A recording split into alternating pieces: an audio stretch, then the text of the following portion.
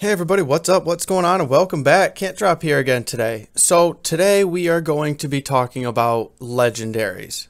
Specifically, the legendaries I am farming, the reasons for farming these legendaries, what legendary effects you can't farm yet, and you will be able to farm soon, and each LEGO use, specifically the Nessingwari's Trapping Apparatus Legendary. Hey everybody, also just a reminder, these are my own thoughts and opinions on the legendaries. This is just based off of my own play style, how I like to play my character, and all that good stuff. Just another heads up, I will not be creating a legendary this week.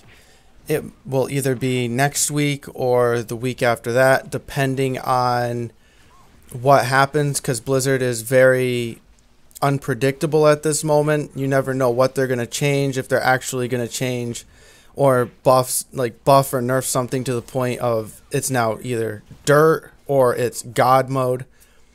So just a little heads up on that. Let's continue right into all the content. The big thing is that most of the legendaries for Survival Hunter, they all come down to specific plays. So a lot of them are, like say Soulforge Embers. It's a trap based legendary that does up to 5 targets worth of fire damage within 12 seconds. That's definitely a AoE build for PvE dungeons. Latent Poison Injectors. That's obviously a PvP / single target focused, unless you are going for the Hydra's Bite talent in the second row. And then you might just go for a tab target Mongoose or Raptor Bite spam build.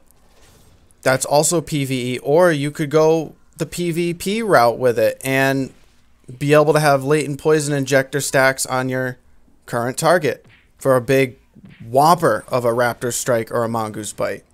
You could go Bone Butcher's Fragments, which is basically just stacking up damage from your Mongoose Bites or your Raptor Strikes up to 6 times, allowing you to deal up to 6 stacks total of 120% damage, 20% for each stack on your next carve or butchery. And then you also have Nessingwari's Apparatus, Trapping Apparatus. This one is PvP and PvE, in my opinion. Reason being is because survival hunters are always so focus starved. Like even here, you're seeing me become focus starved when I'm doing this boss fight, and it's a little rough for me to kind of counteract. I want to hit my Mongoose Bite, but I'm hitting my kill command.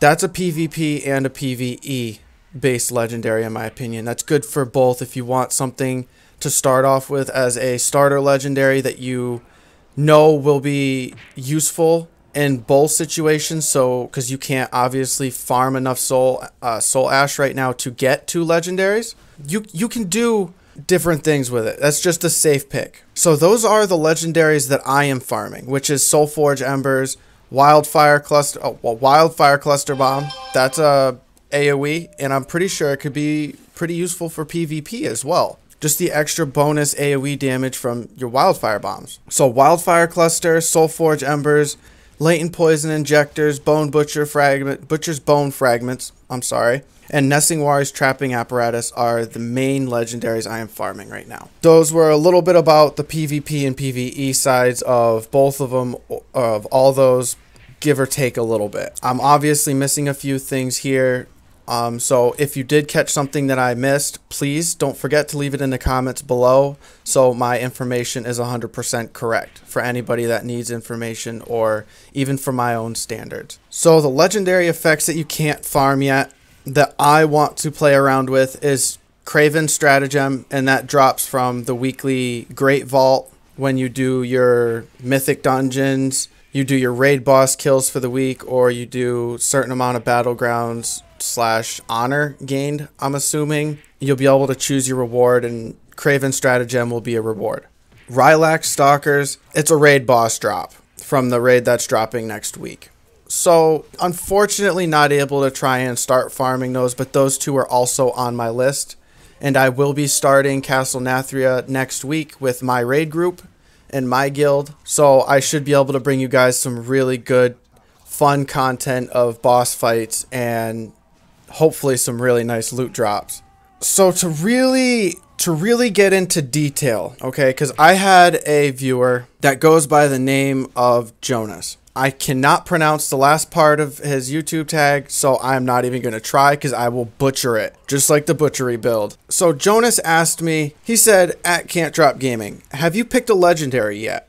And if so, which one did you go for? Personally, Nesingwari feels really good, and it simmed the highest for me.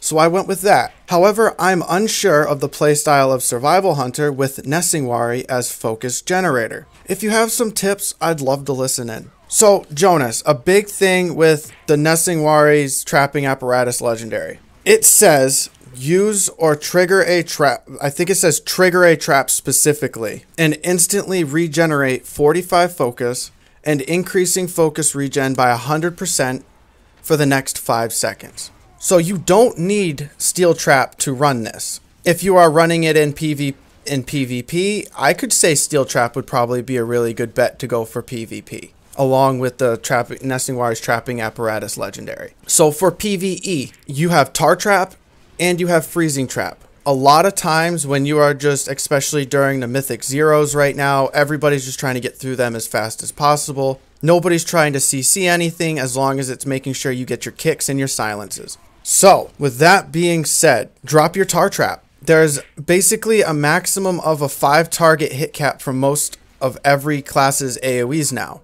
except for Barrage and, you know, my Wildfire Bombs and a couple of others. But we're not going to go into all that detail. Drop your Tar Trap on a group of mobs that you're fighting in one spot like you see me doing right here. If I had that legendary, I would have dropped a Tar Trap. And then when that effect ran out, I would have dropped my Freezing Trap. So you have a way to work around this. So basically, your kill command is used for your focus regeneration, and that's 90% of what it's used for, unless you're talented into Bloodseeker and stuff like that. So with kill command, you can get in and start getting your damage ramped up to where you're really focus starved, like you see me right here at 20 to 30 focus. Drop a Tar Trap on the boss. Drop a Tar Trap on your mobs. Then you get that 45 gained instant focus while I'm spamming Mongoose Bites, which is my build, or Raptor Strikes, depending on your build. Along with Hydra's Bites, you can use it for getting extra Serpent Stings out for massively fast focus regeneration. It works really well. Or if you're trying a triple stack of Butchers, you know, you got 3 stacks of Butchery that you can use. So if you want to triple stack it, you know, go Butchery, go in, use your bomb, get your dots up, drop your Tar Trap on the mobs, and you spam out Butchery. And then spam Mongoose Bites or Raptor Strikes.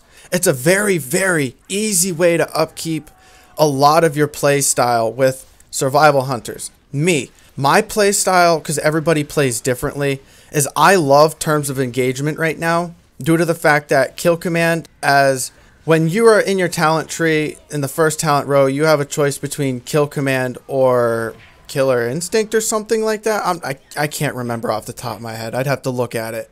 But it gives you another stack of Kill Command, which totals it to 2 and increases the damage of Kill Command by 30%, which is awesome. But Kill Command is 90% of the time, it's your focus regenerator. So if you don't have to worry about that, like if you have Death Chakrams from Necrolord, or if on top of the legendary from the Nesingwari's Trapping Apparatus legendary, then you have plenty of ability not to even slap your kill command most of the time. I would reserve your kill command unless you're Bloodseeker talent for the 10% increased attack speed for you and your pet. I would recommend reserving your kill command. So get your dots out, throw your Serpent Stings out, throw your bomb out, throw a Tar Trap out. That will start your regeneration. Harpoon in. If you don't have Terms of Engagement, then you're going to want to trap before you harpoon. If you have Terms of Engagement, you want to harpoon, drop trap, and then start spamming out your Mongoose Bites. That will give you the most amount of focus regeneration.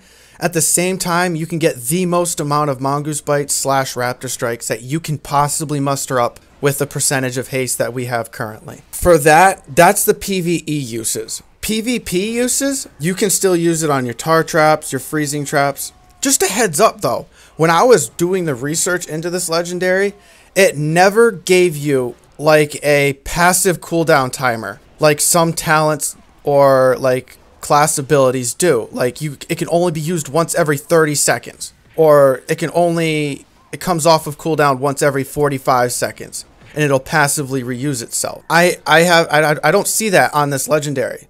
So in my terms, that means I can drop a tar trap, and then even if I wanted to drop a freezing trap to continue that, to make it a maximum of 10 seconds total for that 100% focus regen, I could do it because it doesn't have an internal cooldown. But with PvP, you can still use it. It's very good for going in and starting big fights. You know, if you want to go in and do the most amount of damage with your coordinated assault as possible, you know, get out your Serpent Sting, get out your bombs, start spamming out the Eagles, then drop your trap. Because what's going to happen is, as you already started spamming out your Eagles, you're low focus. So you're going to get that instant 45 regen off of the trap use, off of it being triggered. And then as soon as that hits, you also have that started of a 5-second cooldown timer for 100% focus regen. That is huge because your coordinated assault is a 20-second duration. If you went with a different covenant and your soul binds allow you to basically take something that just increases the duration of your coordinated assault, you can get another 2 to 5 seconds on that duration. So you can really do some big dick damage and throw yourself into the wind. But as a hunter, you are the #1 target in arena and PvP. And as a survival hunter, everybody looks at you like super squishy melee. So you need to be careful. Make sure your cooldowns are lined up. Make sure you have survival cooldowns. If you do not, you will die. So I hope that answered your question, Jonas. I hope you guys enjoyed it. If you did, please hit that subscribe button, and I'll catch you guys in the next one. Can't drop out.